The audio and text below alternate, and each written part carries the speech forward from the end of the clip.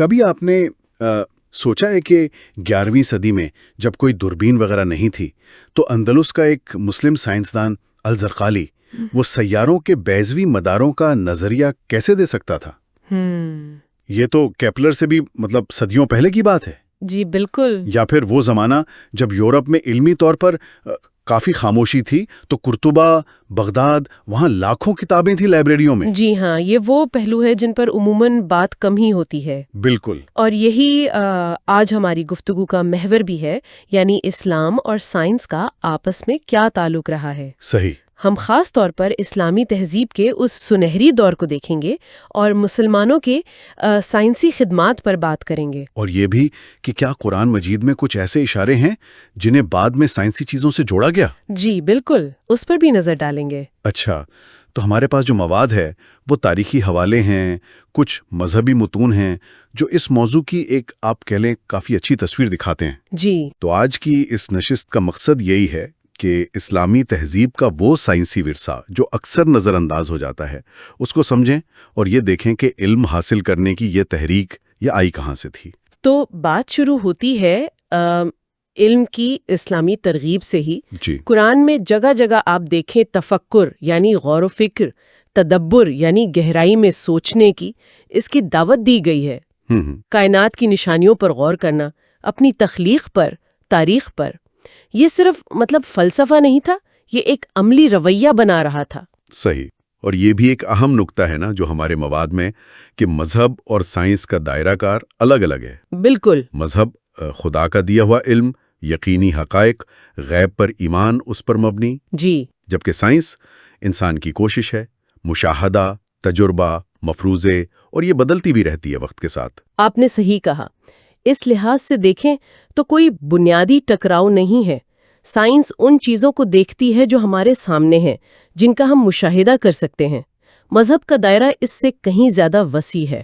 اور بلکہ قرآن تو شاید کائنات کو سمجھنے کی حوصلہ افزائی بھی کرتا ہے. جی بالکل. جیسے سورۃ الجاثیہ کی وہ آیت ہے وَسَخَّرَ لَكُم مَّا فِي السَّمَاوَاتِ وَمَا فِي الْأَرْضِ. اچھا. یعنی اللہ نے آسمانوں اور زمین کی ہر چیز کو تمہارے لیے مسخر کر دیا ہے.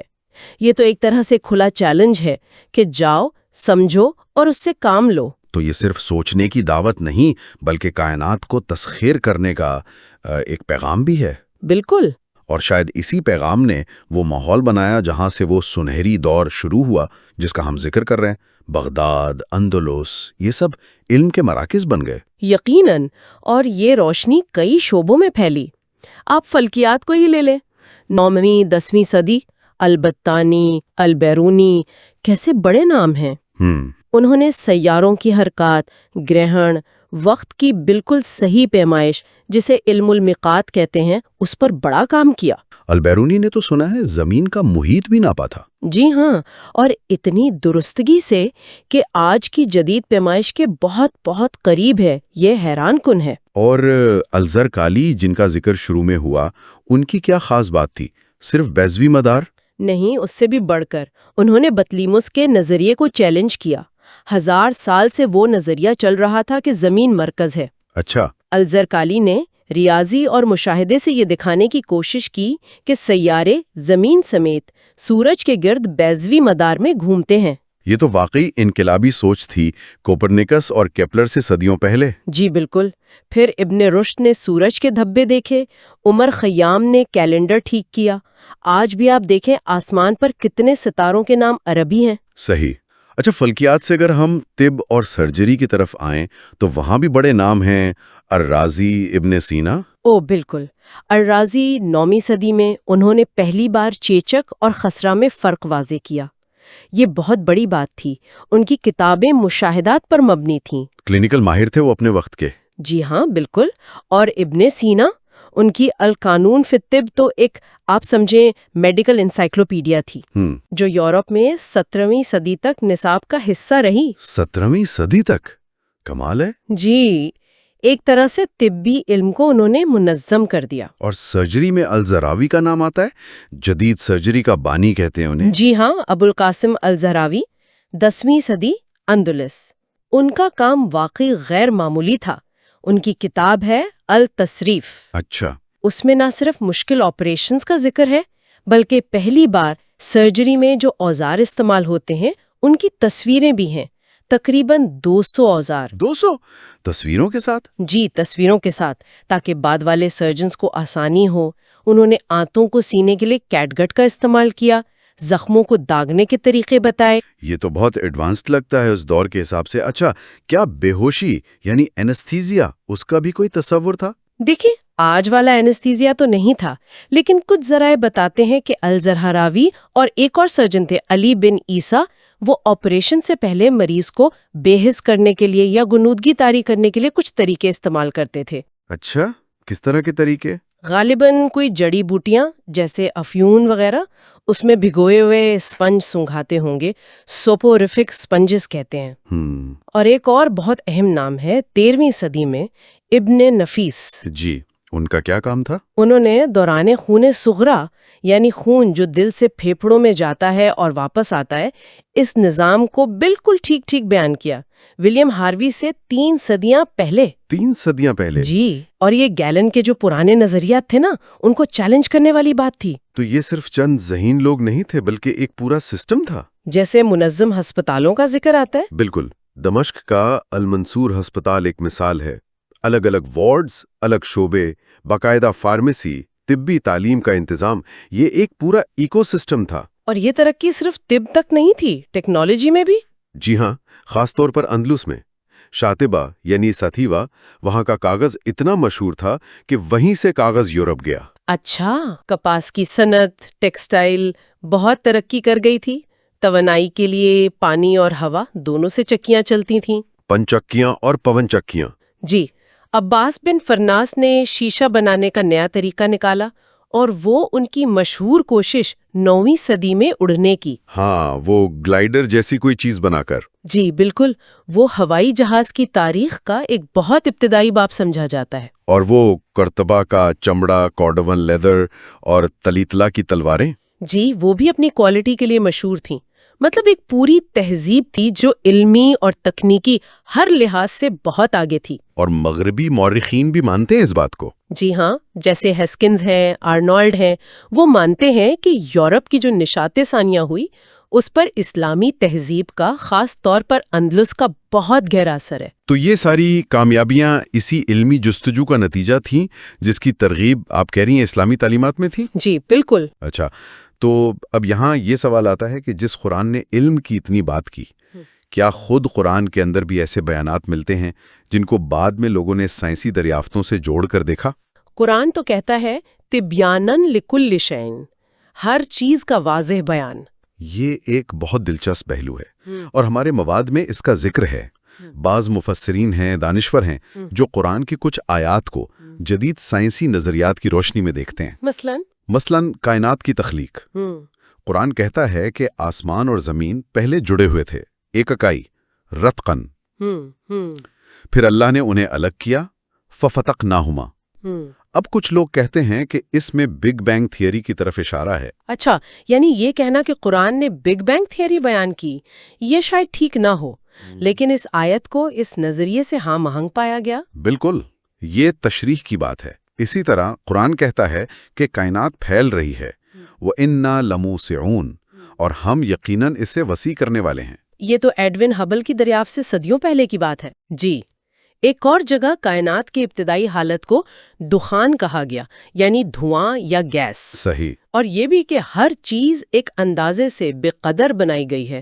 یہ ساری باتیں جدید کاسمولوجی سے کچھ لوگوں کو ملتی جلتی نظر آتی ہیں۔ فلکیات کے بارے میں بھی مثالیں ہیں؟ جی، جیسے وہ آیت ہے کلٌ فی فلک یسبحون، سب ایک ایک دائرے میں تیر رہے ہیں۔ ہاں، یہ تو بہت مشہور ہے۔ اس سے سورج چاند سب کی حرکت مراد لی جاتی ہے، اور یہ کہ سورج بھی ساکن نہیں، وہ بھی اپنے مدار میں چل رہا ہے۔ صحیح۔ قرآن سورج کے انجام کا بھی ذکر کرتا ہے، اذا الشمس کورت، جب سورج لپیٹ دیا جائے گا۔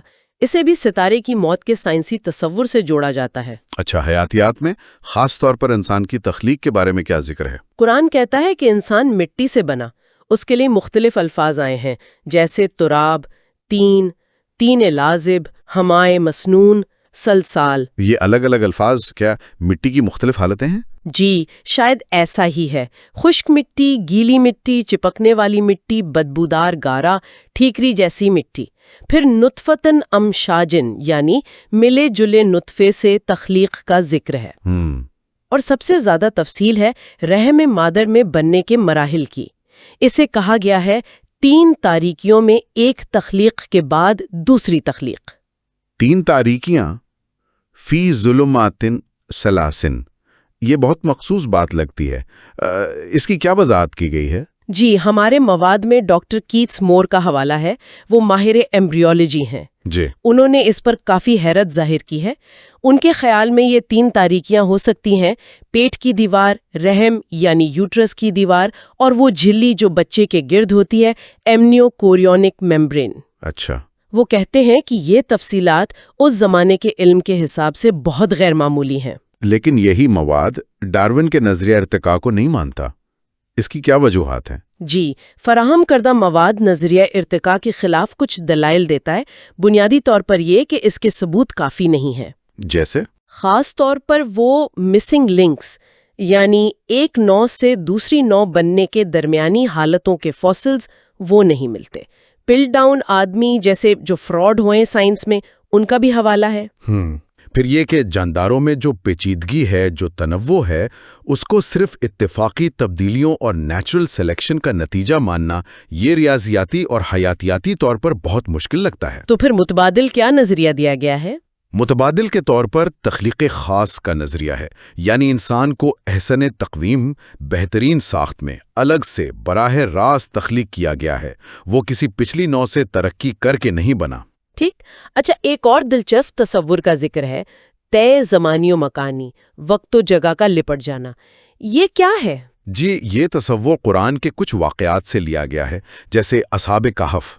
وہ صدیوں سوتے رہے مگر انہیں لگا ایک دن یا اس سے بھی کم وقت گزرا ہے۔ ہاں یہ تو مشہور واقعہ ہے۔ حضرت عزیر کا واقعہ، 100 سال موت کی حالت میں رہے، زندہ ہوئے تو لگا وقت گزرا ہی نہیں۔ صحیح۔ حضرت سلیمان کے صحابی آصف بن برخیہ کا پلک جھپکتے میں ملکہ بلقیس کا تخت لے آنا، جی اور معراج النبی صلی اللہ علیہ وسلم کا واقعہ، ان سب میں وقت اور مکان کی جو عام حدود ہیں وہ ٹوٹتی نظر آتی ہیں۔ انہیں خدا کی قدرت کے طور پر پیش کیا جاتا ہے کہ وقت اور مکان مطلق نہیں ہے۔ تو یہ بڑے سائنسی اور کائناتی تصورات ہو گئے۔ ان سے ہٹ کر روزمرہ زندگی، خاص طور پر صحت کے حوالے سے بھی کوئی عملی باتیں ملتی ہیں اسلامی تعلیمات میں؟ یقیناً، بلکہ یہ تو بہت ہی اہم پہلو ہے۔ اسلام کہتا ہے کہ علاج تلاش کرو۔ حدیث ہے، اللہ نے کوئی بیماری ایسی نہیں اتاری جس کی شفا نہ اتاری ہو۔ یعنی تحقیق کرو، علاج ڈھونڈو۔ بالکل، یہ مسلسل میڈیکل ریسرچ کی ترغیب ہے۔ اور حفظان صحت یعنی ہائیجین، اس پر تو بہت زور ہے۔ وضو کو ہی دیکھ لیں، نماز کے لیے ضروری ہے دن میں 5 بار۔ جی ہاتھ، منہ، ناک، چہرہ، بازو، پاؤں سب دھلتے ہیں۔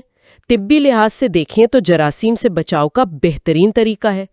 ناک میں پانی ڈالنا سانس کی نالی صاف رکھتا ہے۔ اور کھانے پینے کے آداب؟ ان میں بھی حکمت ہے۔ کھانے سے پہلے بعد میں ہاتھ دھونا، کھانے پینے کی چیز میں پھونک مارنے سے منع کیا گیا ہے۔ کیوں؟ کیونکہ منہ کے جراثیم کھانے میں جا سکتے ہیں۔ پھر کھانے کے بعد دانت صاف کرنا، خلال کرنا، اس کی بھی ترغیب ہے۔ صحیح۔ اچھا غذا کے بارے میں کیا ہدایات ہیں؟ سب سے اہم بات اعتدال۔ قرآن کہتا ہے کلو وشربو ولا تسرفو، کھاؤ پیو مگر حد سے نہ بڑھو۔ کم کھانے کی تلقین؟ جی حدیث میں ہے کہ مومن ایک آنت میں کھاتا ہے۔ زیادہ کھانا، بسیار خوری، اس کو بہت سی بیماریوں کی جڑ کہا گیا ہے۔ معدے کے مسائل، شوگر، دل کی بیماریاں۔ اور کچھ چیزیں منع بھی ہیں؟ جی جیسے خنزیر کا گوشت۔ مواد میں وجہ بتائی گئی ہے کہ اس میں کچھ طفیلی کیڑے، پیراسائٹس ہوتے ہیں جو خطرناک ہو سکتے ہیں۔ اچھا۔ شراب کو بھی اسی لیے حرام کہا گیا کہ اس کے طبی اور سماجی نقصانات بہت زیادہ ہیں۔ اور کچھ غذائیں ایسی ہیں جن کی ترغیب دی گئی ہیں؟ جی ہاں، قرآن اور حدیث میں شہد ہے، کھجور ہے، زیتون ہے، کلونجی ہے۔ ان چیزوں کے فائدے بتائے گئے ہیں، اور آج سائنس بھی ان کی افادیت کو مانتی ہے۔ صحیح۔ اچھا نماز کے بارے میں بھی کہا جاتا ہے کہ اس کے طبی فوائد ہیں۔ کیا یہ صرف روحانی عبادت ہے یا جسمانی طور پر بھی فائدہ مند ہے؟ مواد کے مطابق یہ ایک بہترین ہلکی پھلکی ورزش بھی ہے، دن میں 5 وقت مقررہ اوقات پر، جس میں حرکت رہتی ہے۔ خاص طور پر کھانے کے بعد کی نمازیں جیسے ظہر، عشاء یا رمضان میں تراویح، یہ کولیسٹرول کنٹرول کرنے میں مدد دے سکتی ہیں۔ حدیث میں بھی ہے کہ اپنی خوراک کو اللہ کے ذکر اور نماز سے ہضم کرو۔ اور اس کے جو مختلف ارکان ہیں، قیام، رکوع، سجدہ، جی، ان میں جسم کے تقریباً سارے بڑے پٹھوں اور جوڑوں کی ورزش ہو جاتی ہے۔ قیام میں کھڑے ہونا، رکوع میں جھکنا، سجدے میں جانا، بیٹھنا۔ سجدے میں دماغ کی طرف خون کا بہاؤ بہتر ہوتا ہے۔ تو یہ ایک مکمل نظام لگتا ہے، روحانی بھی اور جسمانی بھی۔ جی بالکل، جو دونوں طرح کی صحت کا خیال رکھتا ہے۔ تو آج کی اس تفصیلی گفتگو کو اگر ہم سمیٹیں تو چند باتیں بہت واضح ہو کر سامنے آتی ہیں۔ جی، ایک تو یہ کہ اسلام نے علم اور تحقیق کی زبردست حوصلہ افزائی کی، جس کے نتیجے میں وہ شاندار سائنسی دور آیا۔ بالکل۔ دوسرا، اس دور کے مسلم سائنسدانوں نے فلکیات، طب، ریاضی، کیمیا، ٹیکنالوجی، بہت سے شعبوں میں بڑا قیمتی کام کیا، جس کا اثر بعد میں بھی رہا۔ جی ہاں۔ تیسرا، قرآن مجید میں کائنات اور زندگی کے بارے میں کچھ ایسے بیانات ہیں جنہیں بعض لوگ آج کی سائنسی دریافتوں سے ہم آہنگ پاتے ہیں۔ صحیح۔ اور چوتھی بات کہ اسلامی تعلیمات میں روزمرہ زندگی، صحت، اس کے لیے بھی بڑی عملی حکمتیں موجود ہیں۔ اور یہ ساری باتیں جاننا اس لیے بھی اہم ہے کہ اکثر جب سائنسی تاریخ کی بات ہوتی ہے تو اسلامی تہذیب کا یہ کردار، یہ حصہ نظر انداز کر دیا جاتا ہے۔ یہ بات تو ہے۔